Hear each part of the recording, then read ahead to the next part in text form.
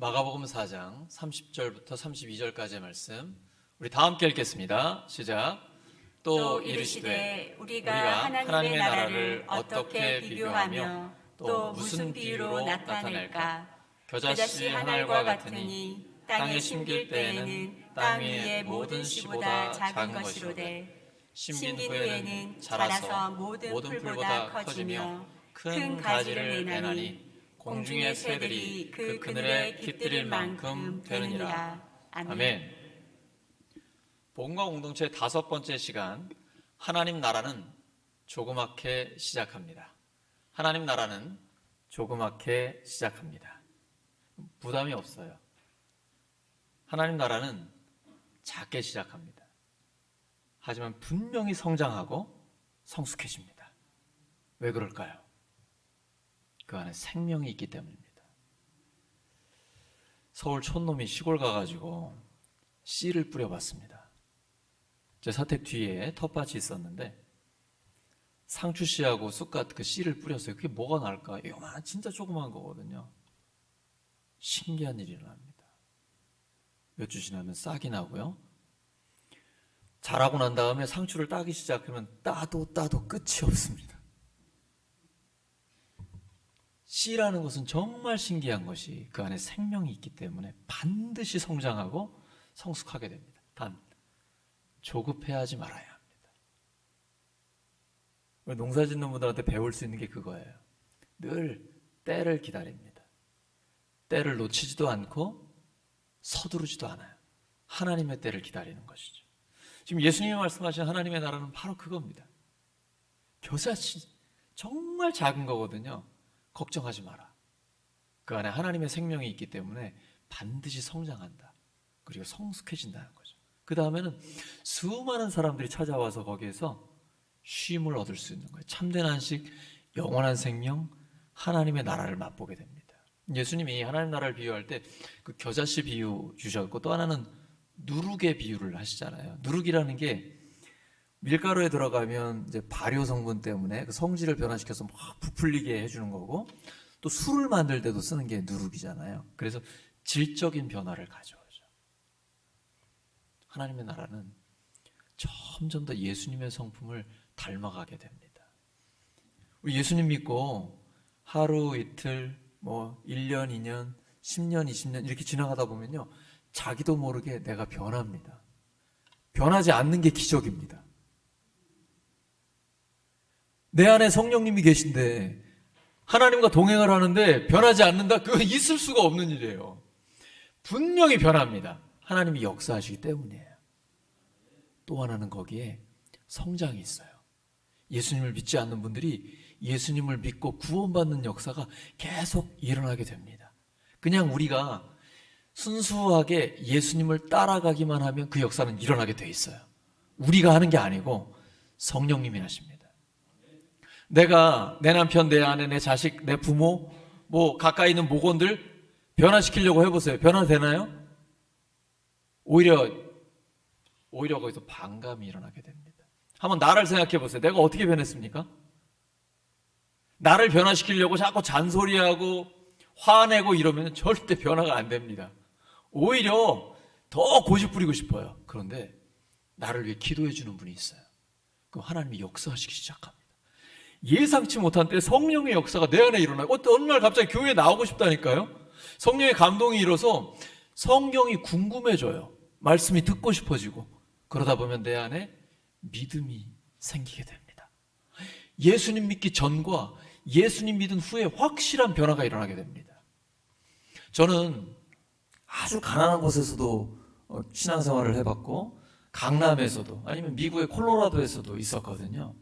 겉으로 볼 때는 다 멀쩡해 보여요. 괜찮습니다. 그냥 가볍게 인사만 하는 정도면 그 속내를 알 수가 없어요. 그런데 그 속 깊이 들어가 가정을 방문해보고 삶에 대한 대화를 나눠보잖아요. 아픔과 슬픔이 있습니다.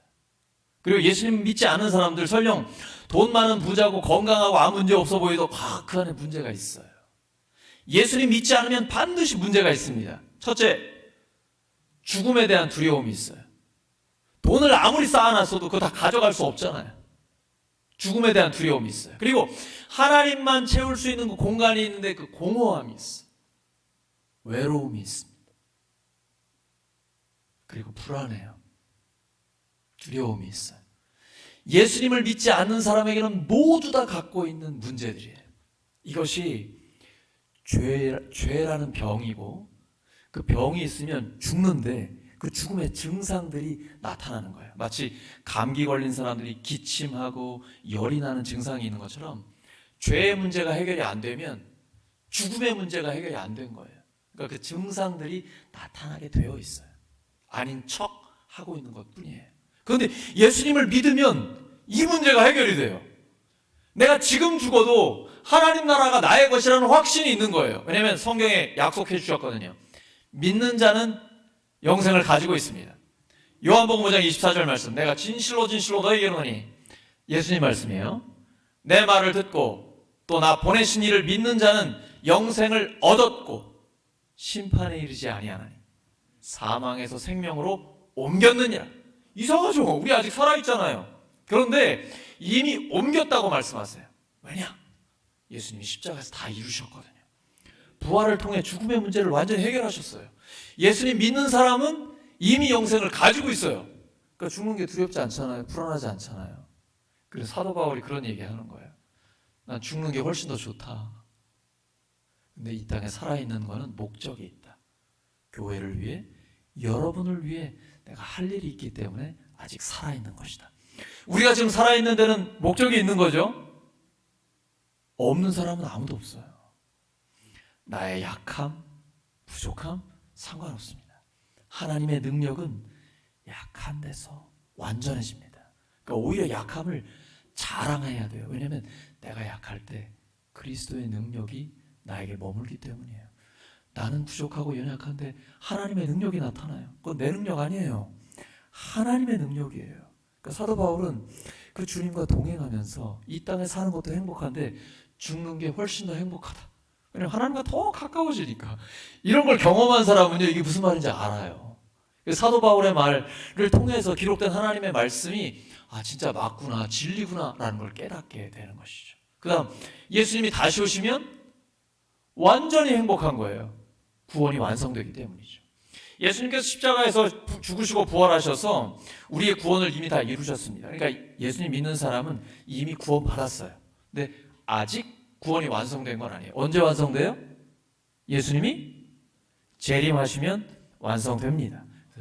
하나님 나라는 겨자씨 같아요. 아주 작지만 그 안에 생명이 있기 때문에 반드시 우리를 예수님을 점점 더 닮아가도록 그렇게 만들어 주십니다. 뿐 아니라 우리의 입술을 통해 복음이 선포되고 또 우리의 삶을 통해 예수님의 성품이 보여질 때에 예수님 믿는 사람들이 점점 더 늘어나게 돼 있어요. 우리 교회를 통해, 목장을 통해, 가정 개인을 통해 하나님의 역사는 그렇게 이루어지는 것입니다. 마타, 마가, 누가, 요한복음 복음서를 읽어보시면 예수님의 말씀에 핵심 메시지가 있어요. 그건 바로 하나님 나라의 복음이에요. 예수님은 예수님의 삶과 사역을 통해 하나님 나라가 이미 이루어졌다라고 말씀하세요. 이제 우리가 그걸 누리면 됩니다. 이 땅에 사는 동안에 예수님을 마음에 모셔드리면 돼요. 성경은 하나님의 주권 그리고 인간의 자유의지, 이 두 가지가 다 진리라고 말씀하십니다. 요한복음 1장 12절이죠.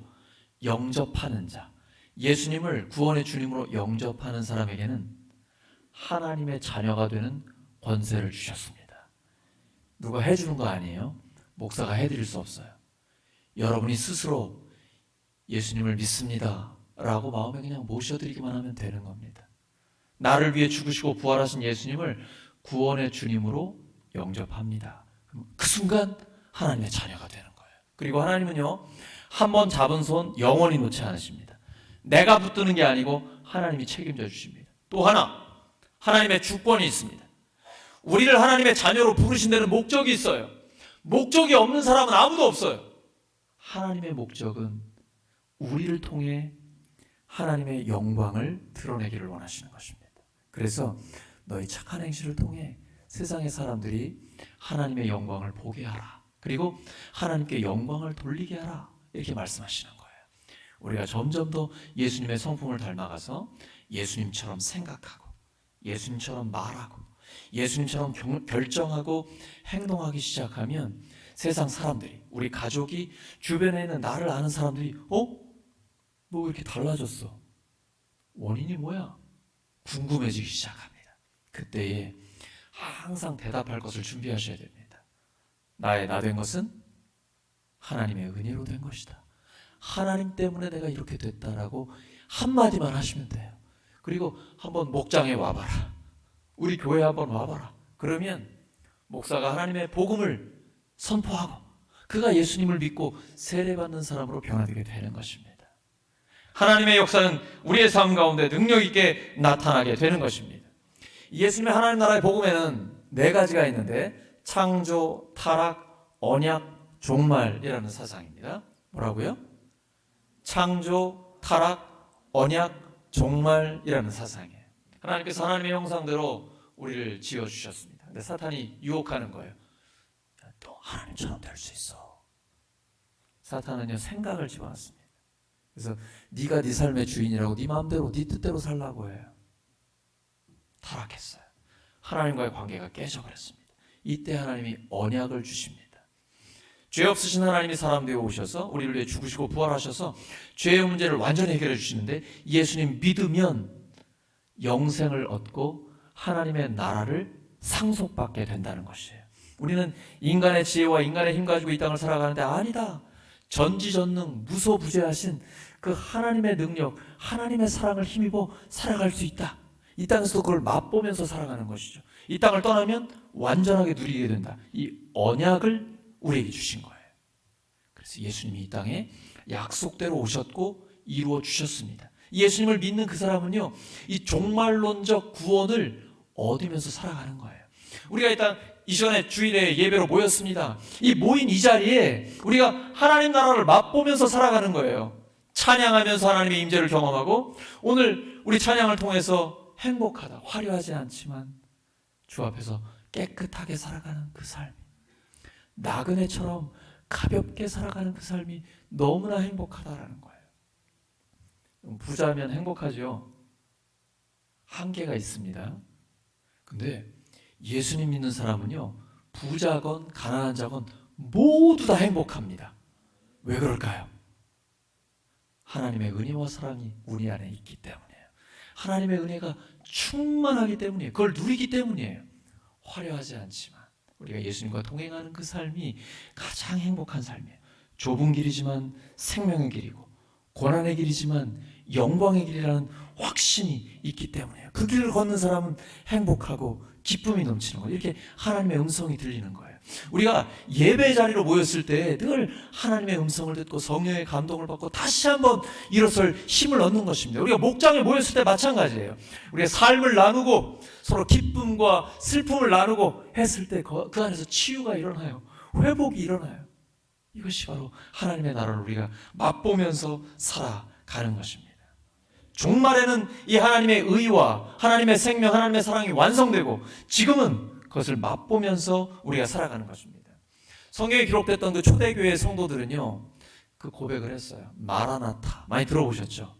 마라나타. 이 말은 주님이 오셨고 주님이 오고 계시고 주님이 오실 것이다. 과거, 현재, 미래에 대한 고백이에요. 초대교회 때는 예수님을 믿는다는 이유 하나 때문에 감옥에 갇히고 핍박을 받고 순교를 당했습니다. 언제 죽을지 몰라요. 늘 위태로운 신앙인의 삶이었습니다. 그때 마라나타라는 이 고백을 가지고 그들은 기쁨으로 살 수 있었던 거예요. 왜요? 주님은 이미 오셨고 우리의 죄를 십자가에서 해결하시고 부활로 죽음의 문제를 해결하신다. 그리고 주님 지금 오고 계신다. 성령의 능력으로 우리와 함께 하신다. 우리 고난당할 때 우리를 업고 가신다. 우리와 함께 가고 계신다. 이거로 위로받고 소망을 품는 거예요. 그리고 주님은 다시 오실 것이다. 구원의 완성을 이루어 주실 것이다. 이 마라나타라는 신앙 고백으로 그들이 살 수 있었던 것이, 주님은 오셨고 주님은 오고 계시고 주님은 오실 것이다.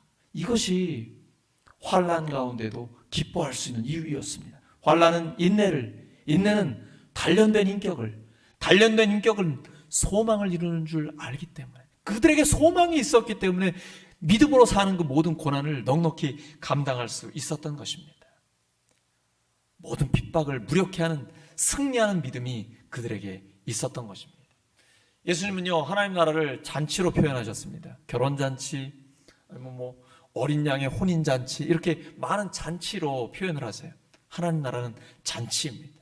우리 교회에서 함께 예배드린 후에 식사를 나누고 할 때 그 기쁨이 잔치잖아요. 목장 모임 가운데서 식사를 함께 하는 것이 굉장히 중요합니다. 예수님은요, 함께 식사하는 걸 너무 소중하게 여기셨어요. 십자가 지시기 전에 최후의 만찬 제자들과 하셨죠. 그리고 세상에서 지탄의 대상들이 많이 있었습니다. 죄인, 손가락질 받는 사람들이 인간 취급도 안 했던 그 사람들과 예수님은 함께 식사하셨어요. 선포하는 거죠. 내가 이들의 친구요, 이들의 가족이다 라는 걸 말씀하시는 거예요. 최근에 제가 저희 집에 이제 성도님들을 모시고 또 목회자들과 함께 식사를 같이 했는데, 이렇게 식당에서 식사하는 거하고 가정에서 식사하는 거는 분위기가 완전히 다르더라고요. 진짜 가족이 됐다라는 분위기. 그리고 거리가 확 좁혀져요. 거리감이 느껴지질 않고 가족이라는 걸 느끼죠. 그래서 목장 모임을 가정에서 하는 이유가 거기에 있습니다. 예수님이 너무나 중요하게 여기신 그 식사, 하나님의 가족이라는 선포를 그 자리에서 하면서 하나님의 가족이다라는 걸 거리감 없이 느끼고, 그리고 마음을 함께 나누면서 깊이 서로를 위해 기도하고, 기도에 함께 응답받는 것을 경험하게 되는 것이죠. 이것이 바로 하나님이 중요하게 여겼던 그 식사, 잔치로서의 하나님 나라입니다. 하나님 나라는 풍요함이 있고 기쁨과 사랑이 있습니다. 만족함이 있어요. 사탄의 나라는 어떨까요? 결핍이 있습니다.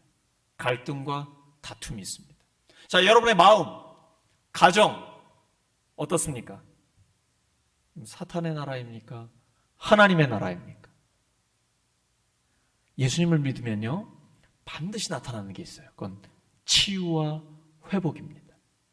하나님의 나라가 일어나면 반드시 그 안에 갈등이 회복이 되고 치유와 회복이 있습니다. 이것은 몸의 회복일 수도 있습니다. 마태마가복음과 요한복음을 보시면 대부분 불치병자가 고침받거나 죽은 자가 살아나는 이러한 일들이 있습니다. 그러면 우리가 읽으면서 그렇구나, 육체의 치유가 하나님이 주시는 치료요 회복이구나, 이렇게만 생각할 수 있는데, 더 깊이 보시면 죄인들의 용서함이 있었죠. 예수님께 향유를 부은 그 여인, 손가락질 받는 죄인이었습니다. 또 베드로와 예수님의 제자들은 예수님을 모른다고 부인했습니다. 다 버리고 도망갔습니다. 그런데 부활하신 주님이 그들을 찾아와 아낌없이 용서하시고 새로운 기회를 주십니다. 세리장 삭개오는요, 부자였습니다. 하지만 로마를 등에 업고 동족의 피를 빨아먹는, 그래서 친구 하나 없는 왕따요 외톨이였습니다. 근데 예수님이 설교 한마디 없이 그 집에 가서 함께 식사를 나눴습니다. 그랬더니 예수님, 제가 혹시 누구의 것을 빼앗았다면 제가 4배를 갚겠습니다. 제 재산의 부자였을 텐데 절반을 떼어 가난한 자들에게 다 나눠주겠습니다.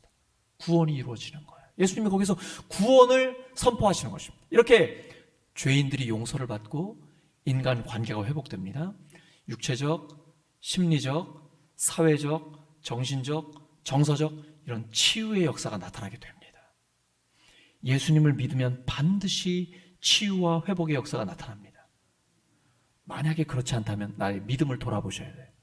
내가 지금 잘못 믿고 있는 것이 아닌가, 혹시 내가 회개하지 않은 부분이 있는가 돌아봐야 됩니다. 우선 교회는요, 담임 목사부터 아주 작은 것까지 철저하게 회개하고, 혹시 성도들과의 관계에서 제가 잘못한 것이 있다면 하나님 앞에 회개하고 용서를 빌어야 하고, 진심으로 용서받고 용서해야 합니다. 이건 목회자부터 먼저 시작해야 됩니다. 그 다음에는 성도들도 함께 동참해 주셔야 돼요.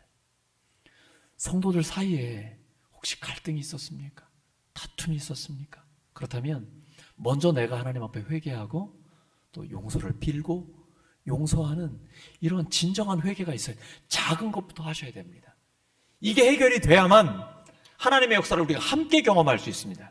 그렇지 않으면 마귀에게 빈틈을 주기 때문에 계속해서 악한 영이 역사를 하게 돼요. 그래서 하나님의 역사를 경험하지 못하게 됩니다. 조금밖에는 경험을 못해요. 이유가 거기에 있는 거예요. 그래서 작은 것 하나까지, 사소한 것까지도 하나님 앞에 회개하고 진심으로 용서하고 용서를 받아야 돼요. 이 관계의 회복이 일어나면 드디어 성령의 역사가 나타납니다. 시작합니다. 우리가 함께 하나님을 경험할 수 있는 것입니다. 누가복음 13장 20절과 21절입니다. 시작. 또 이르시되 내가 하나님의 나라를 무엇으로 비교할까? 마치 여자가 가루 서말 속에 갖다 넣어 전부 부풀게 한 누룩과 같으니라 하셨더라. 아멘. 하나님의 나라는 이런 것입니다. 질적인 변화가 일어나는 거예요. 우리가 자본주의 사회에 살다 보니까 교회도요, 자꾸 성장주의, 성과주의, 결과가 나타나는 거, 사람이 늘어나고 헌금이 늘어나는 거, 여기에만 초점을 맞추니까 이건 조급해 하시면 안 됩니다. 그건 자연스럽게. 중요한 건 먼저 내가 변하는 것입니다. 질적인 변화. 지금 예수님 말씀하시잖아요. 하나님 나라는 뭐와 같아요? 하나님 나라는 뭐와 같아요? 누룩과 같다라는 것이죠. 누룩이 들어가면 보리가 맥주가 되는 거잖아요. 누룩이 들어가면 요만한 밀가루가 확 부풀어서 빵을 만들 수가 있는 게 되잖아요. 우리 안에 성품의 변화가 일어나기 시작해요. 와, 그래서 내가요, 예수님을 닮아가는 그 기쁨이 우리 안에 있게 되는 거예요. 그러면 자연스럽게 성장은 일어나게 됩니다. 성숙과 성장, 질적인 변화, 양적인 변화가 우리 안에 함께 나타나게 됩니다. 하나님 나라는 조그맣게 시작합니다. 부담 갖지 마세요. 너무 조급해하지 마세요. 예수님은 가까이에는 12명의 제자들, 더 가까이 베드로, 야고보, 요한 3명의 제자들에게 굉장히 집중을 하셨어요. 3년간의 사역 중에 그 소수의 인원들에게 가장 집중하셨고 초점을 맞추셨습니다. 그리고 그들이 성령의 충만함을 받고 변화되자 세계 선교가 이루어지게 된 거예요. 하나님의 때에 하나님의 방법으로 일어납니다. 하나님께서는 우리를 통해서도 그러한 역사를 이루어 주십니다. 전지전능하신 초월적인 하나님이 우리 안에 함께 하셔서 내재하신 하나님이 되신 거예요. 그분이 바로 예수님이고, 그리고 예수님이 보내주신 성령님이 우리 안에 계십니다. 우주를 초월하셔서 고장난 우주를 고쳐주시는 그 크신 하나님이 우리 안에 오셔서 나 개인의 삶도 변화시켜 주시는 것입니다. 그것이 요셉의 고백이죠. 형들은 나를 미워서 팔았지만 형들이 나를 보낸 게 아니라 하나님이 나를 여기로 보내셨습니다. 형들뿐 아니라 이집트와 가나안 민족과 수많은 사람들을 살리기 위해 하나님이 나를 보내주셨습니다. 그 크신 하나님이 내 개인의 삶에도 놀라운 계획을 갖고 계신 것입니다. 하나님은 우리의 삶을 통해 하나님 나라의 확장을 이루어 주시는 것입니다. 빌립보서 1장 23절과 24절입니다. 이제 사도 바울의 고백 보시죠. 시작. 내가 그 둘 사이에 끼었으니 차라리 세상을 떠나서 그리스도와 함께 있는 것이 훨씬 더 좋은 일이라 그렇게 하고 싶으나 내가 육신으로 있는 것이 너희를 위하여 더 유익하리라. 이런 하나님 나라의 복음을 받은 사람은요, 이런 고백을 하게 돼요. 그 둘 사이에 끼었다. 지금 이 생의 삶과 내생, 죽음 이후의 삶, 그 사이에 우리가 끼어 있다라는 거예요. 그런데 바울은 솔직하게 고백합니다. 죽는 게 훨씬 더 좋다는 거예요. 제가 30대 때 이 말씀을 공부하면서 10년 선배 목사님하고 같이 기도원에 갔어요. 그래가지고 목사님한테 물어봤습니다. 목사님, 진짜 죽는 게 훨씬 더 좋습니까? 그 목사님이 이제 막 개척하려고 준비를 하는 상태였어요. 저랑 같이 이제 개척을 하려고 준비를 하는 상태였는데, 그래서 제가 목사님께 물어봤죠. 목사님, 진짜 죽는 게 훨씬 더 좋습니까? 그랬더니 대답을 못 하시더라고. 머뭇거리시나. 왜냐면 정직한 분이라.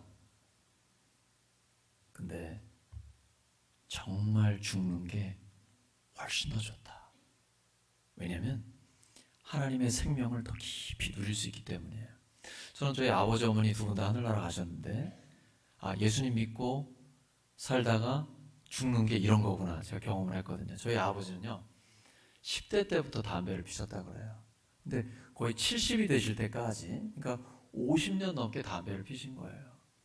그런데 어느 순간 누가 시키지도 않았는데 새벽 기도를 나가기 시작하시더라고요. 그러더니 얼마 있다가 담배 냄새가 맡기 싫다는 거예요. 구역질이 날 것 같아.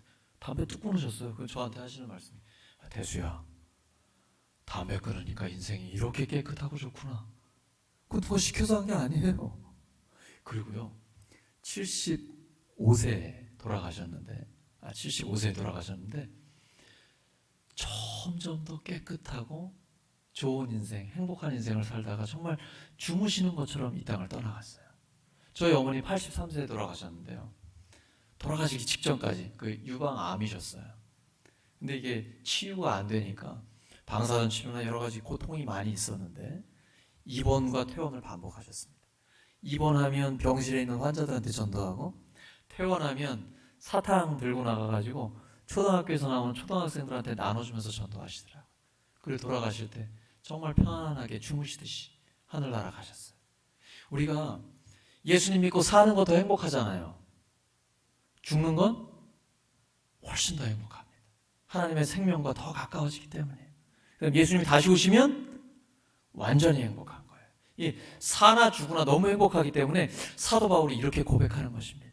내가 사는 데는 목적이 있다. 하나님께서 나에게 주신 사명이 있기 때문이다. 이렇게 고백하는 겁니다. 원래 바울이 이런 고백을 했던 사람이 아닙니다. 완전히 달라졌어요. 고린도후서 5장 17절입니다. 시작. 누구든지 그리스도 안에 있으면 새로운 피조물이라. 이전 것은 지나갔으니 보라 새 것이 되었도다. 다시 한번 시작. 누구든지 그리스도 안에 있으면 새로운 피조물이라. 이전 것은 지나갔으니 보라 새 것이 되었도다. 바울이요, 전에는 메시아에 대한 생각이 달랐어요. 정치 군사적인 지도자가 돼서 다윗 왕조처럼 나라를 독립시키고 이스라엘이 만방에 그 명예와 영광을 떨치는 그런 민족이 되기를 원해. 그런 메시아를 기대했는데 예수라는 자가 나타났고 그 예수님을 믿는 추종자들이 생긴 거예요. 이건 이단 사입이다. 그래서 쫓아다니면서 예수 믿는 사람들을 감옥에 다 가뒀습니다. 근데 다메섹, 오늘날의 시리아 다마스커스에 가다가 부활하신 주님이 예수님이 바울을 찾아오신 거예요. 그 예수님을 만난 다음에 바울은 완전히 변화됐습니다. 하나님이 사람 되어 오셔서 우리를 위해 죽으시고 부활하신 그분이 우리에게 하나님의 나라를 주시구나. 그래서 메시아에 대한 생각이 완전히 바뀐 거예요. 그 고백을 한 겁니다. 누구든지 그리스도 안에 있으면 새로운 피조물이라. 이전 것은 지나갔으니 보라 새 것이 되었도다. 근데 사탄은 끊임없이 우리에게 과거의 생각을 떠올리게 합니다. 너 이런 상처받았지. 야, 어떻게 그런 인간이 네가 용서가 되니? 야, 너라는 인간은 안 돼. 이러면서 계속 과거에 붙들려고 해요. 과거에 우리를 얽어매려고 합니다. 절대 속지 마십시오. 마귀의 소리입니다. 과거에 상처받은 것, 용서하지 못한다라는 것, 너라는 인간은 안 돼라고 하는 것은 이건 사탄의 소리입니다. 넘어가지 마세요. 로마서 8장 1절 2절에 기록되어 있습니다. 그러므로 이제 그리스도 예수 안에 있는 자에게는 결코 정죄함이 없나니 이는 그리스도 예수 안에 있는 생명의 성령의 법이 죄와 사망의 법에서 너를 해방하였습니다. 그래서 사도 바울이 과거에 자기가 잘못한 것을 인정하고 정직하게 고백하기는 합니다. 저는 사도라고 불릴 자격이 없어요. 교회를 핍박하던 자였습니다.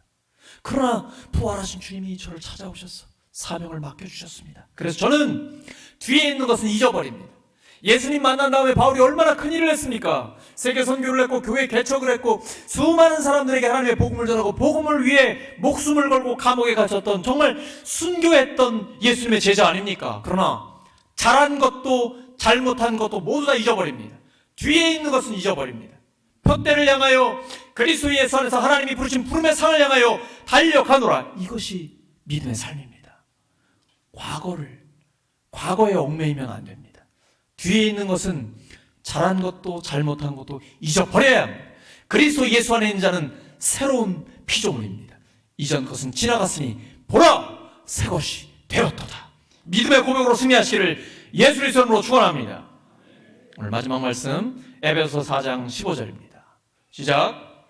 오직 사랑 안에서 참된 것을 하여 범사에 그에게까지 자랄지라. 그는 머리니 곧 그리스도라. 오직 사랑 안에서 참된 것을 하여 범사에 그에게까지 자랄지라. 그는 머리니 곧 그리스도라. 예수님을 믿는 것은요 너무 좋은 게 졸업이 없어요. 졸업. 새가족 양육은 6주면 끝나고 삶공부는 보통 12주면 끝나지만 예수님 믿는 건 졸업이 없고요 계속해서 성장하는 거예요. 겉사람은 늙어지지만 속 사람은 날로 새로워요. 그래서 예수님을 점점 더 닮아가는 거예요. 우리는 못하지만 하나님이 그렇게 해주십니다. 근데 내가 할 일이 있습니다. 하나님 앞에 기도하고 말씀에 집중해야 되고 그 말씀대로 순종해야 됩니다. 그리고 항상 은혜의 자리에 있어야 돼요. 예배의 자리, 목장 모임, 성도들과 함께 기도하고 말씀 묵상하고 삶을 나누고 그 은혜의 자리에 있으면 계속해서 하나님이 변화시키고 성장시켜 주십니다. 오늘 말씀 정리합니다. 하나님 나라는 조그맣게 시작합니다. 하지만 생명이 있기 때문에 반드시 성장하고 성숙해집니다. 기대하십시오. 우리의 삶은 모두 다 변화될 것입니다. 우리가 그렇게 예수님의 생명을 받은 사람으로서 점점 더 예수님을 닮아가게 되기를 예수 그리스도의 이름으로 축원합니다. 함께 기도합니다. 아버지 하나님, 조그맣게 시작한 하나님의 나라를 저희들에게 허락해 주셔서 감사합니다. 하나님의 생명을 저희들에게 주시니 감사합니다. 하나님 부르시는 그날까지 그리스도의 장성한 분량이 충만한 데까지 성숙해질 수 있도록 도와주시옵소서. 그렇게 저희들을 부르신 그 구원의 목적을 이루는 저희들의 삶이 되게 하여 주시옵소서. 예수 그리스도의 이름으로 기도드립니다.